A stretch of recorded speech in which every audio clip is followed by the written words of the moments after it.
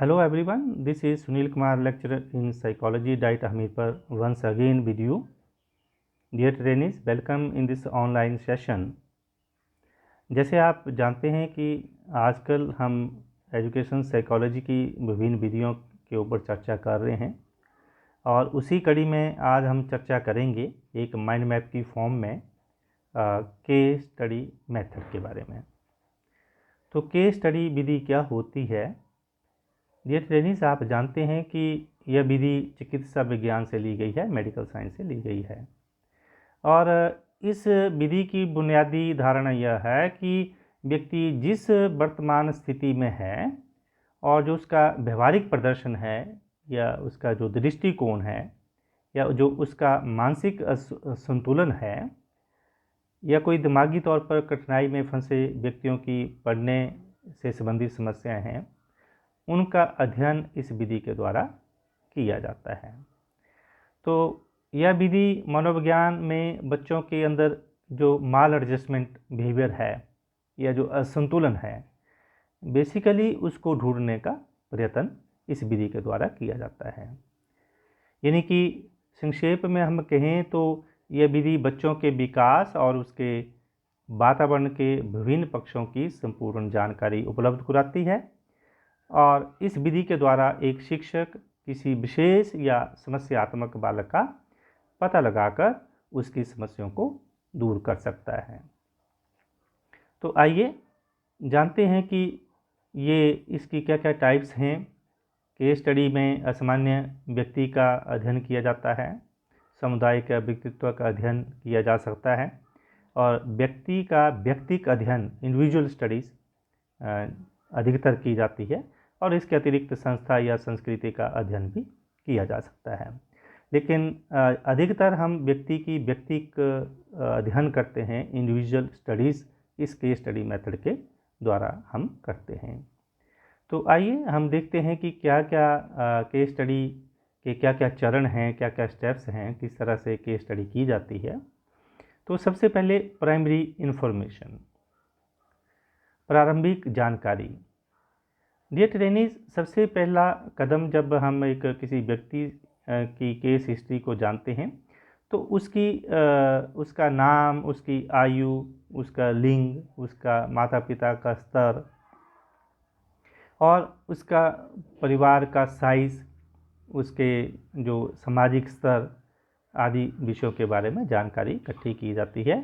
उसकी primary information इकट्ठी की जाती हैं ताकि किस बैकग्राउंड से बच्चा आता है, किस उसका इकोनॉमिक स्तर क्या है, उसका सामाजिक स्तर क्या है, तो ये सारी इन्फॉर्मेशंस बच्चे के बारे में एकत्रित की जाती हैं। तो इसको हम कहेंगे प्राइमरी इन्फॉर्मेशंस, यानी कि बच्चे का पूरा बायोडाटा एकत्रित किया जाता है। और इसके बाद जो दूसरा स्टेप हमारा होता है वो होता है पास्ट हिस्ट्री। बहुत इंपॉर्टेंट स्टेप है ये। केस हिस्ट्री मेथड इस पर आधारित है। जो पास्ट इन्फॉर्मेशंस हैं वो बड़ी महत्वपूर्ण होती हैं एक जो है वो काउंसलर के लिए या एक मनोवैज्ञानिक के लिए या एक शिक्षक के लिए।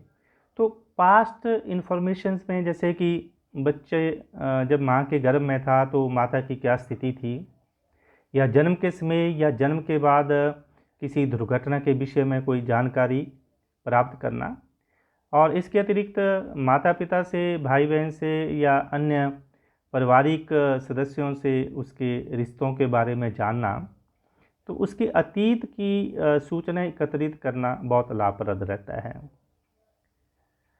और तीसरा जो हमारा स्टेप होता है, जो प्रेजेंट स्टेटस, जो वर्तमान उसका स्तर है, आज की डेट में वो किस पोजीशन पे है, मतलब आज उसका मेंटल लेवल क्या है, उसका आईक्यू क्या है, बुद्धि लब्धि कितनी है, उसका सोशल रिलेशनशिप कैसे हैं, समाज में उसका मेल जोल कैसा है, कितना संतुलित है, आज उसकी इकोनॉमिक कंडीशंस कैसे हैं, दोस्तों और साथियों के साथ उसके संबंध कैसे हैं, और एजुकेशनल अचीवमेंट्स उसकी कितनी हैं, शैक्षणिक क्या प्राप्तियां हैं, क्या उपलब्धियां उसकी आज की डेट में हैं, और आज की डेट में उसकी पारिवारिक स्थिति क्या है। इसके अतिरिक्त उसके आसपास का वातावरण जहाँ पर वो रहता है, और वो विशेषकर उसका भावनात्मक स्तर कैसा है, इमोशनली वो कितना वीक है, कितना स्ट्रांग है, किस लेवल पर वो है। तो ये जानना बहुत ज़रूरी होता है। और इसके अतिरिक्त कोई उसके मन में कोई चिंता है या डर है या जो मूड स्विफ्टिंग है या कोई एक स्वभाव में आने वाला परिवर्तन है और उसकी दृष्टिकोण कैसा है और उसकी इच्छाएं कैसी हैं, ये वर्तमान स्तर के बारे में जानकारी एकत्रित की जाती है। डियर ट्रेनिंग्स, अगर हम ये कहें कि इसके एक अच्छी केस स्टडी के करैक्टरिस्टिक्स होते हैं कि जहाँ तक संभव हो सके बच्चे के विषय में तथ्यों की संपूर्ण जानकारी एकत्रित की जाए। इन सारी बातों से हम इस निष्कर्ष पे पहुँचते हैं कि इसकी प्रमुख विशेषता ये बन जाती है कि होल इन्फॉर्मेशन एकत्रित की जाए और वो रिलायबल सोर्सेज से हो। जिन स्रोतों से आपने जानकारी की वो सही हों, वो जायज़ हों, कोई गलत इन्फॉर्मेशन ना एकत्रित हो जाए, इस बात का ध्यान रखें। और जानकारी के स्रोत अंतिम रूप में अपनाने से पहले उनकी पूरी जानकारी या प्रामाणिकता सिद्ध कर लें कि कितने प्रामाणिक हैं जो इन्फॉर्मेशन एकत्रित की गई हैं।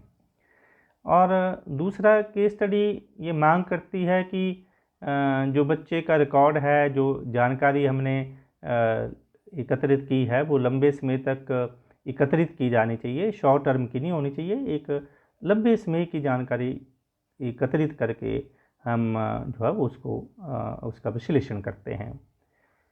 और एक बात तो बहुत ही इम्पॉर्टेंट ही है कि जो निरीक्षण करता है या जो विशेषज्ञ है, जो जिस विधि का जो प्रयोग कर रहा है वो प्रशिक्षित होना जरूरी होता है, तभी ये केस स्टडी मेथड जो है वो लाभप्रद होगा।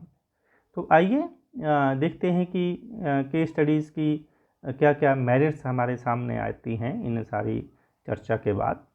तो मुख्यतः मानव व्यवहार की व्याख्या में सहायक होता है। हम किसी प्राणी के व्यवहार की व्याख्या करने में सक्षम हो जाते हैं केस मेथड से, एक ही इसका लाभ ये है।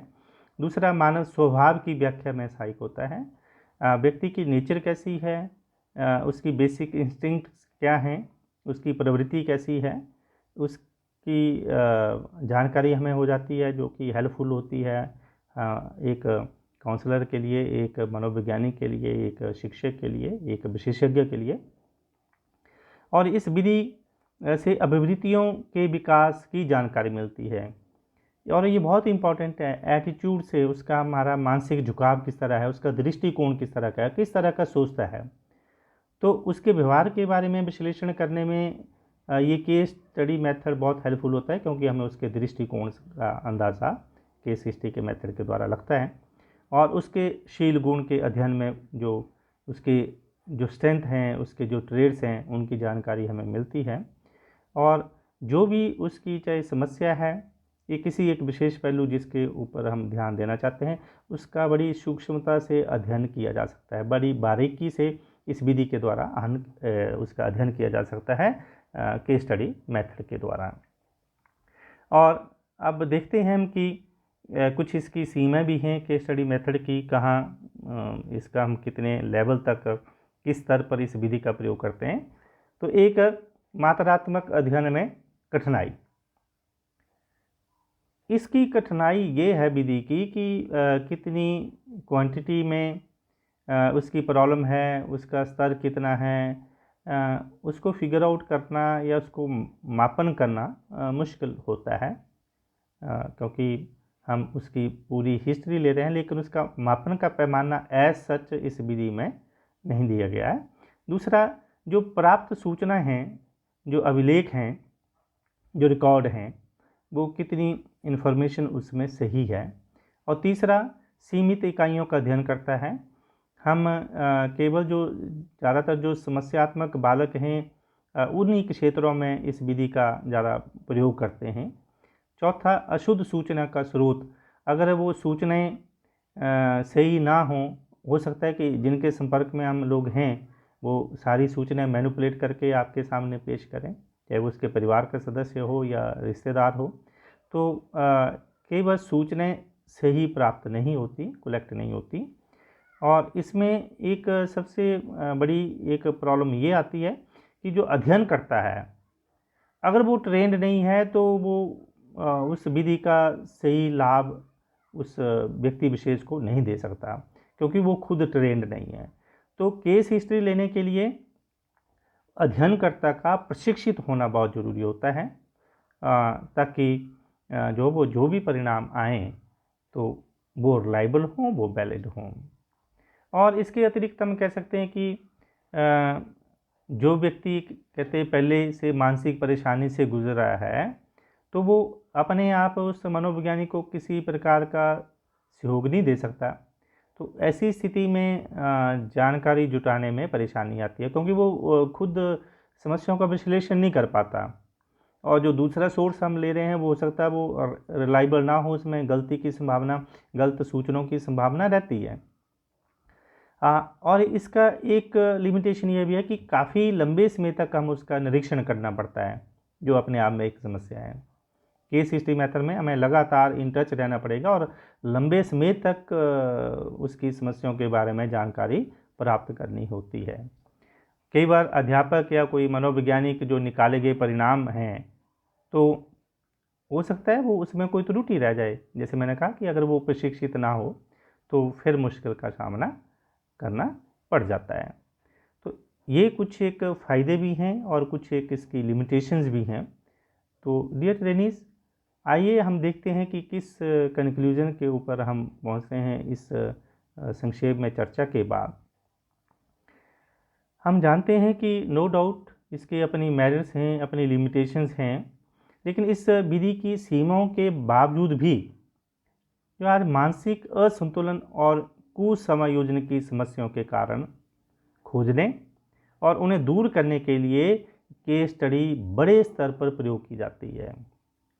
जो एक मानसिक असंतुलन है या जो कुसमायोजन, माल एडजस्टमेंट की समस्या है, जो बच्चे अपने आप को सही तरीके से अपने आप को एडजस्ट नहीं कर पाते या उनका संतुलित व्यवहार नहीं रह पाता, उन केसेस में ऐसे प्रॉब्लमेटिक चिल्ड्रन की स्टडी करने में ये विधि बड़ी कारगर साबित होती है। इसका बड़े स्तर पर प्रयोग किया जाता है। तो केस स्टडी विधि के प्रयोग से व्यक्ति को हम कुसमायोजन से बचा सकते हैं और हम कोशिश कर सकते हैं कि वो लाइफ में अच्छे से एडजस्ट कर सके। तो इस विधि का ये बहुत बड़ा फ़ायदा है।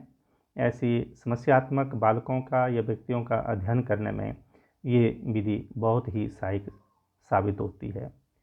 तो इस विधि में संक्षेप में इतना ही। That's all. Thank you very much.